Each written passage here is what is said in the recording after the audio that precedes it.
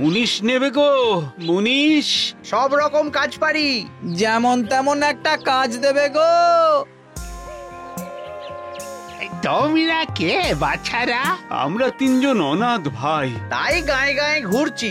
যদি কোনো দরদি মণি পাই তাহলে তার জন্য খাটতাম। হ্যাঁ, আর তাকে বাপের মতন মান্যিগণ্য করতাম। হ্যাঁ।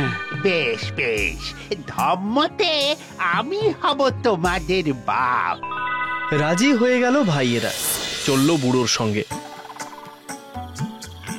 অন্ধকার জঙ্গল দিয়ে তেপান্তরের মাঠ দিয়ে যেতে যেতে পড়লো একটা কোঠা বাড়ি, ভারী সুন্দর। পাশেই একটা বাগান, আর সেখানে রং বেরঙের ফুল গাছ। একটি সুন্দরী মেয়ে সেই বাগানের গাছে জল দিচ্ছে। আহ, কি সুন্দর! এমন একটি মেয়েকে যদি বিয়ে করতে পারতাম, আর যদি আমার কিছু গরু বলদ থাকতো, আমরা তাহলে সুখে জীবন কাটাতে পারতাম। তোমার মনের ইচ্ছে আমি পূরণ করতে পারি। সত্যি পারেন বাবা? তোমরা হলে আমার ধর্মপুত্র, তোমাদের জন্য এটুকু করতে পারবো না? বুড়ো এগিয়ে গিয়ে মেয়েটির সঙ্গে কথা বলে।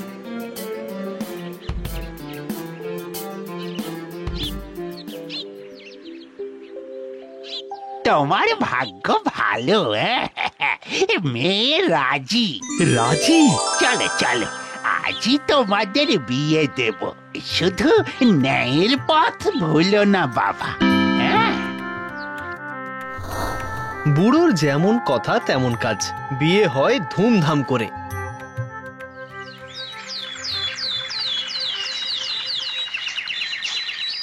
এবারে পথে নামে মেজ ভাই, ছোট ভাই ও বুড়ো।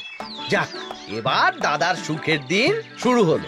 আমাদের যে কি হবে কে জানে। কপালে থাকলে তোমাদেরও সব হবে। বুড়ো চলল দুই ভাইকে নিয়ে আরো এগিয়ে।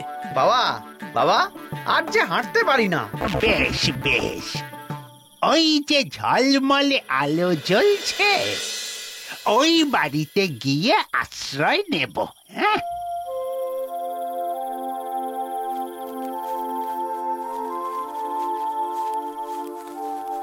বাহ, কি সুন্দর বড় বাড়ি।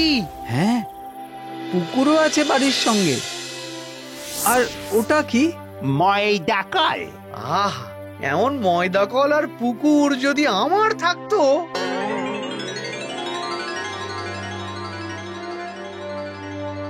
কেউ আছেন বাড়িতে? আহা, কি রূপ!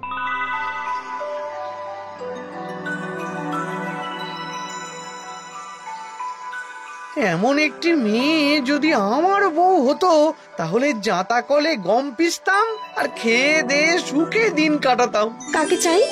আজ রাতের জন্য আশ্রয় আর কিছু খাবার। ও বেশ, আসুন।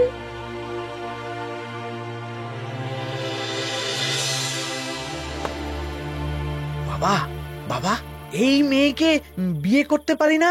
না মানে, তোমার বাড়িতে আর কেউ নেই মা? না তো, আমার বাবা মা মারা গেছেন। বেশ বেশ, তা তুমি যদি রাজি হও, তাহলে বাবা হিসেবে আমার এই পুত্রের সাথে আমি তোমার বিবাহের আয়োজন করতে পারি। বেশ, আমি রাজি। বেশ বেশ, তাহলে কালই বিয়ে দেব তোমাদের। আর হ্যাঁ, এই যে ন্যায়ের পথটা ভুলো না। এইভাবেই বড় ভাইয়ের মতো মেজ ভাইয়েরও বিয়ে হয়ে গেল। শেষমেশ পথে নামলো শুধু ধর্মবাপ আর ছোট ভাই।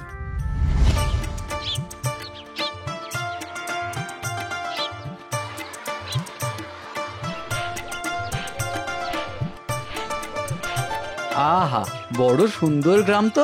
কি শান্তি, কি শান্তি!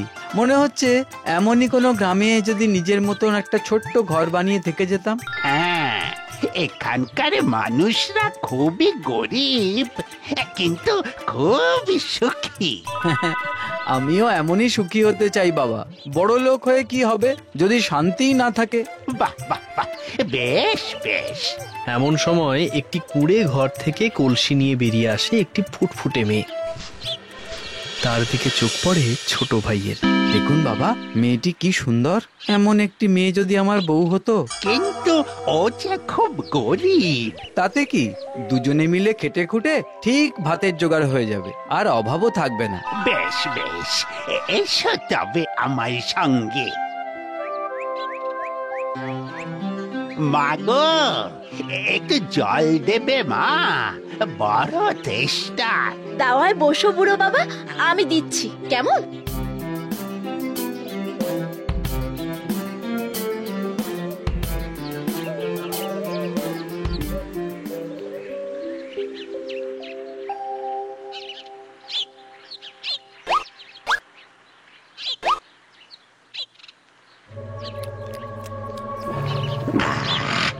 বড় তৃপ্তি পেলাম মা। তা তোমার নাম কি? আমি যশোদা। মা যশোদা, আমি এই ছেলের ধম্ম বাপ। তা তোমাকে আমার ছেলের বড় পছন্দ হয়েছে।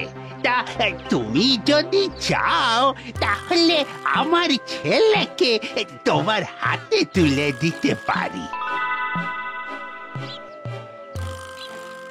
বাবা,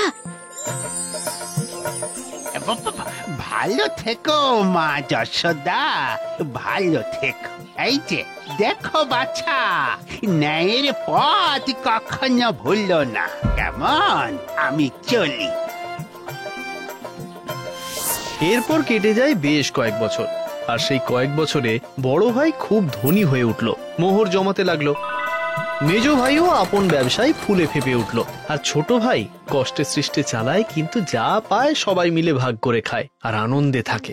এরপর একদিন বুড়ো তীর্থ থেকে ফিরে দেখতে চাইলো তার 3 ছেলে কেমন আছে, ন্যায়ের পথে আছে কিনা।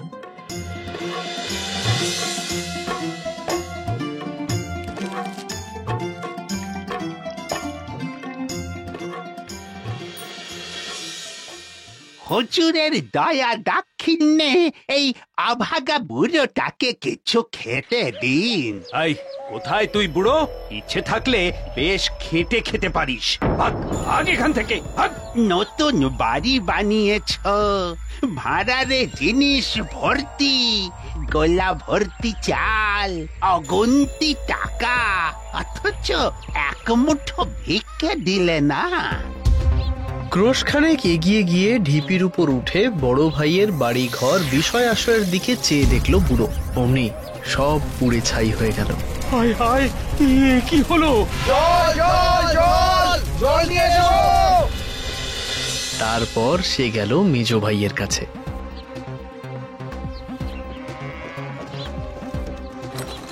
এই, ভালো করে বস্তার মুখ সেলাই কর।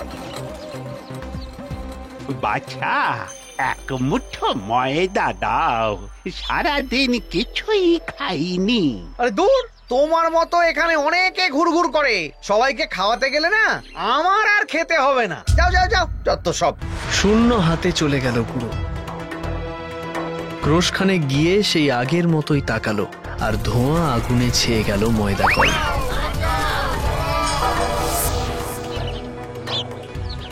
ও ভালো মানুষের পো, কিছু খেতে দাও গো, সারাদিন কিচ্ছুটি খাইনি। হ্যাঁ গো, শুনছো? হ্যাঁ বলো।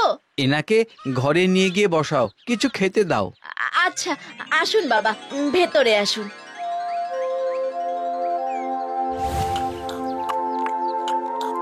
বাবা, আপনার জামা কাপড়গুলো একদম ছিঁড়ে গেছে, নিন এইগুলো পরে নিন।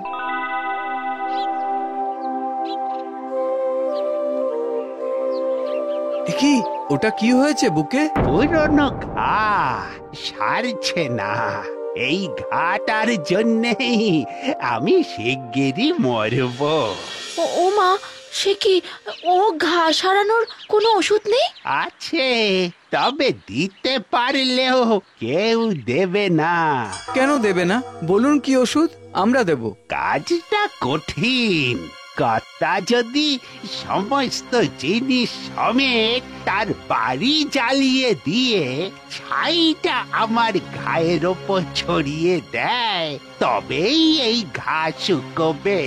হ্যাঁ, সে কি? হ্যাঁ গো, তুমি কি বলো? দেখো, কষ্ট করে আর একটা বাড়ি হয়তো আমরা বানাতে পারবো, কিন্তু একটা মানুষ মারা গেলে তাকে কি আর আমরা ফিরে পাবো বলো? হ্যাঁ, ঠিক বলেছো। চলো চলো চলো, সবাই বাইরে চলো। ছোট ভাই নিজের হাতে ঘরে আগুন দেয়, দাউ দাউ করে জ্বলে ওঠে বাড়ি। আর সেখানে দেখা দিল আর একটা নতুন বাহারে বাড়ি। এ কি দেখছি?